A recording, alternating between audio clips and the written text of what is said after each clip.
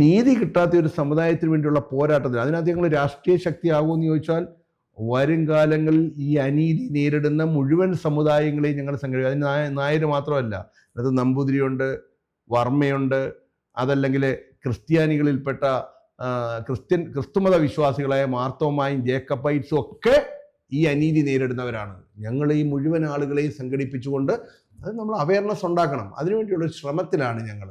അവിടെ അല്ലാതെ ഞങ്ങൾ ഇന്നത്തെ ഈ കച്ചവട പൊളിറ്റിക്സിനല്ല ഞങ്ങൾക്ക് താല്പര്യം. ഞങ്ങൾ യഥാർത്ഥമായിട്ട് ആളുകളെ സംഘടിപ്പിക്കാൻ വേണ്ടിയുള്ള പ്രവർത്തനങ്ങളുടെ ആരംഭം ഞങ്ങൾ കുറിച്ചിട്ടുണ്ട്. എല്ലാം കാലങ്ങളല്ലേ തീരുമാനിക്കുന്നത്.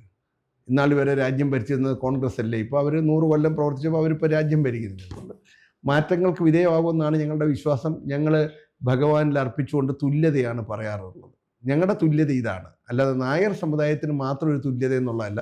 നായർ സമുദായത്തിനെ നിങ്ങൾ മാറ്റി നിർത്തരുതെന്നാണ് ഞങ്ങൾക്ക് പറയാനുള്ളത്.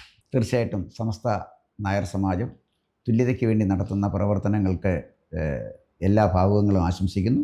നമ്മുടെ സമൂഹത്തിലെ, നമ്മുടെ സംസ്ഥാനത്തെ മതമൈത്രിയും മതസൗഹാർദ്ദവും ഒക്കെ നിലനിർത്തിക്കൊണ്ട് എല്ലാവരെയും ഏകോദര സഹോദരങ്ങളെ പോലെ കണ്ട് അവരെ ചേർത്ത് നിർത്തി തുല്യതയ്ക്ക് വേണ്ടി നടത്തുന്ന സമരം കൂടുതൽ ഉയരങ്ങളിൽ എത്തട്ടെ.